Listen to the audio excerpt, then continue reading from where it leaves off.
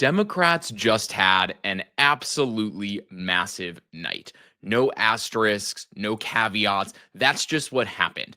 Every metric, every major race, every meaningful referendum broke blue last night, and by margins that nobody really expected. This wasn't just a good night for Democrats, it was a complete repudiation of Donald Trump, his shutdown, his attack on everyday Americans, and the culture war driven GOP agenda. Now, of course, Republicans are trying to play off the success last night by saying, well, these are blue states and it's an off year election. That's fine and all, but they're wrong to downplay it that way. If you actually look at the numbers, it is clear that voters across demographics swung back hard toward Democrats last night. I want to go through some of the biggest results and what they mean. And honestly, a lot of them were blowouts. But starting with the biggest blowout, I would say, of the night was the California Prop 50 redistricting proposal. It was expected to pass, but people were thinking, okay, it would be a good night if the proposal passes by a 10 or 15 point margin. Then people started getting confident that maybe on a good night, it could pass by a 20-point margin. It actually passed by a nearly 30-point margin last night. They basically called Prop 50 right as the polls closed last night. So California is going to be able to draw this new map. They're going to get 5 new seats out of it, and they're going to counter the gerrymander redistricting that Texas did over the summer that kicked off this whole redistricting battle across the country. And look, it was framed by Gavin Newsom as not just a partisan grab, but a fight for democracy itself. And I think this referendum passing is a huge validation of the pro-democracy hardball that other blue states can now model because of the success of Prop 50. And so I think the takeaway from Prop 50 is that this wasn't just a win. It was a landslide endorsement of playing offense for democracy. Moving on to kind of the next landslide of the night, Abigail Spanberger, who was also expected to win her race in Virginia, pulled it off in a way that was a generational victory in Virginia. People thought that she might win it by 8 to 10 points. That was supposed to be a good night. As where things stand now and where it's on track to end up, Spanberger is going to win this race by around or more than 15 points. It's just a huge win for her. I want to play a quick clip of her victory speech last night. Let's take a look at that quickly. We're going to work to lower costs of renting, buying, or staying in your home. We are going to cut red tape and build homes families can actually afford. We're going to lower healthcare costs. We're going to crack down on predatory pharmaceutical practices and surprise billing.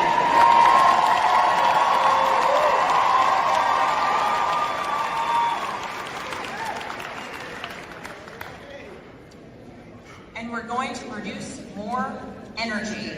And we are going to lower costs. And we're going to do it by producing more energy here in Virginia. And we're going to make sure that large utility users make sure that they pay their fair share.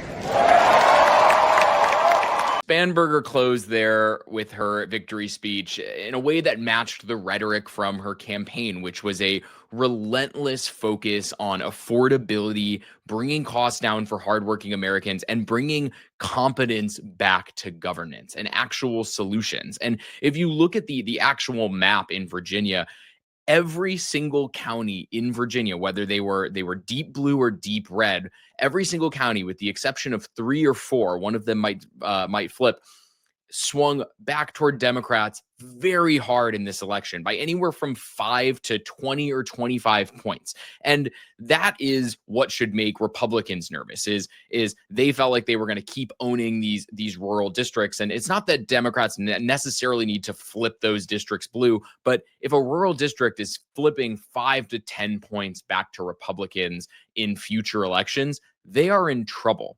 If you look at some of the other demographic breakdowns that aren't by county, Spanberger won women by nearly 70 points. She won young men 18 to 29 by 14 points, at least according to exit polling, which is also something that should make Republicans nervous because they're the ones who claim that they have such an iron grip lock on young men.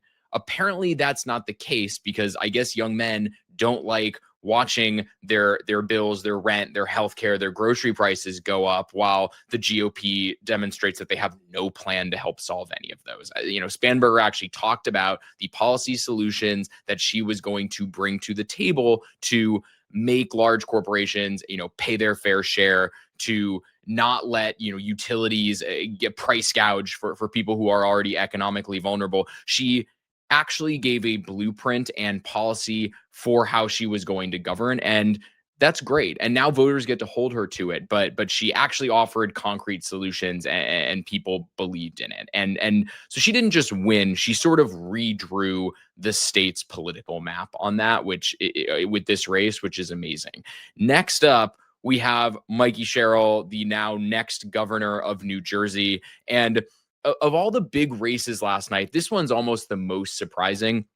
There was some polling that had come out the past few days showing that Sherrill was up by 1 point, or that Sherrill was up by 3 points. The polling average for Sherrill was that she was going to win by about 3 points, but people thought this was going to be a bit of a nail biter race between her and her opponent, Jack Ciattarelli.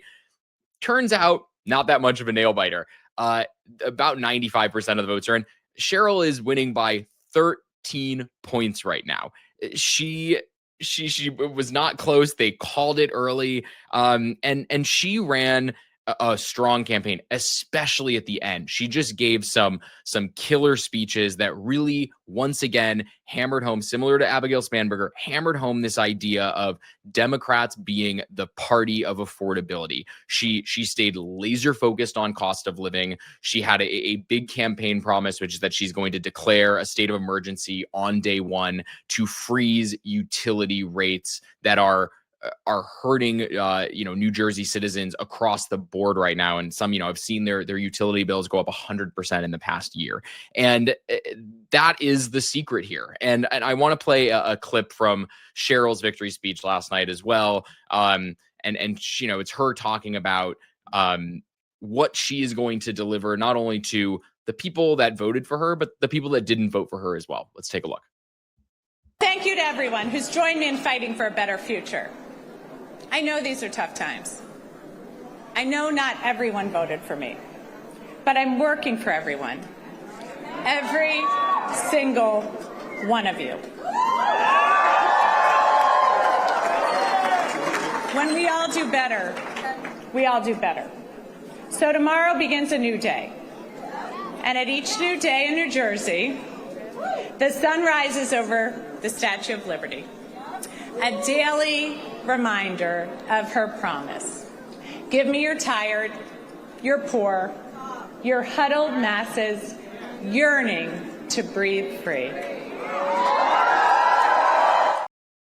And Sherrill was very good in this race about not taking GOP culture war bait and staying on message, and she was rewarded for it. This was a nasty campaign, and Jack Ciattarelli basically illegally accessed a bunch of files that he shouldn't have from the National Archives, and tried to run this whole hit campaign on her, and she just didn't buy into it. She stuck with this economic message, and voters rewarded her for it. And at the end of the day, that's what these successes last night show, is that voters are rewarding policy and not performance art. And whether it was, Spanberger in Virginia, or Sherrill in New Jersey, or Zoran Mamdani in New York, there was a unifying message across the party, whether people were center left or far left, that led to these victories last night. And it was a focus on affordability and cost of living, and Democrats becoming the new party of affordability. And I think that is a good thing that can span the entirety of the party. I think Democrats have figured out this sweet spot now, which is focus on kitchen table issues that transcend ideology, no matter what part of the spectrum you're on. And I think, while Republicans are obsessing over, drag shows and grievance policies, Democrats are out there talking about gas, groceries, and housing, and it's working for them. And so I think it's not only that voters are rejecting Trumpism, they are rewarding leadership that actually sounds like people give a damn. And of course, Donald Trump couldn't help but chime in on the successes last night, taking no responsibility for what's happened and his role in this, of course. But I do want to play, what he had to say this morning when he was asked about the success of the election last night for Democrats. Let's take a look.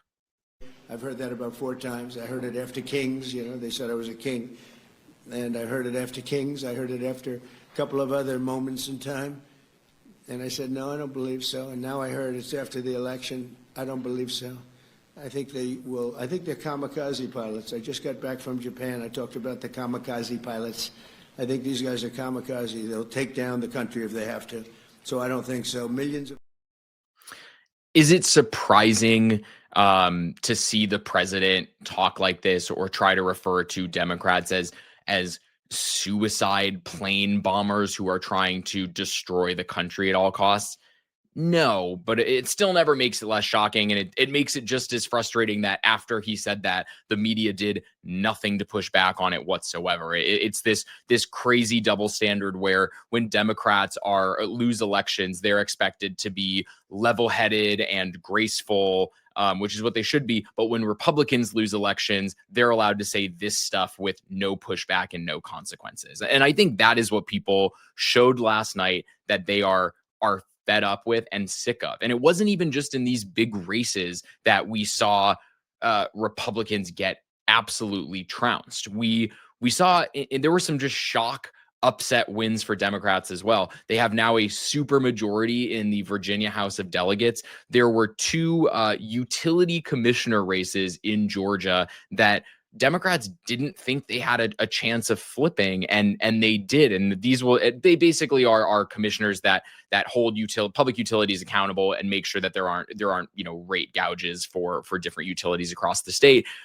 Republicans typically hold those seats, and Democrats won these last night, and in huge margins too. You saw these 20, 30, 40-point swings in counties back toward Democrats compared to 2024. And obviously that should give, Senator John Ossoff, who's running next year in the midterms, a sigh of relief. But it shows that, even in these blue states where Republicans are trying to downplay that, there are still purple state examples from last night of people wanting to get out and express their frustration with this administration and the GOP as it stands right now. So Trump wasn't on the ballot last night, but his record and his cruelty and the shutdown were, and voters said enough.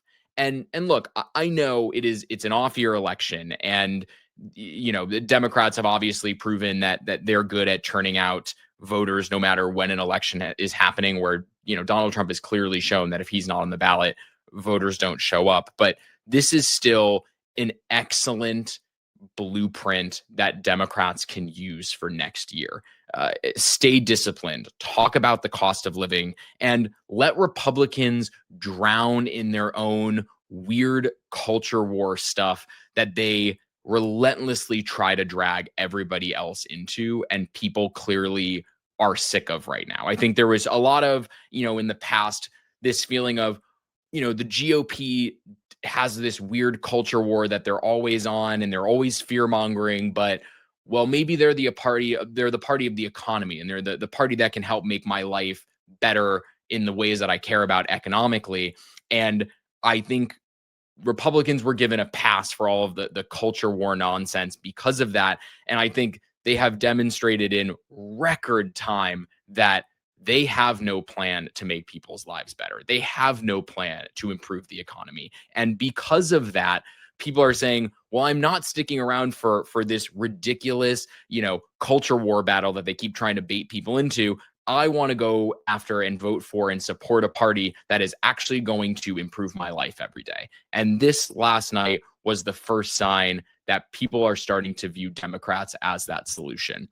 Hopefully, a year from now, we can take this energy and take this hope and take this excitement and create a blue tsunami across the country that is undeniable and not only flips the House, but if things go the way they did last night, Democrats could also talk about the possibility of flipping the Senate, which is a very exciting possibility. And you know, I personally don't think that there's going to be very much a lot of change from the GOP over the next year. I don't think they're going to suddenly hatch a plan to you know make people's lives more affordable or tackle the cost of living, because we've seen at this point that they don't seem to care. So the door is open for Democrats as of last night, and it is time to capitalize on this energy, on this momentum, stay disciplined on a message, and talk about the things that are going to move the needle and get Americans to turn out and vote for them.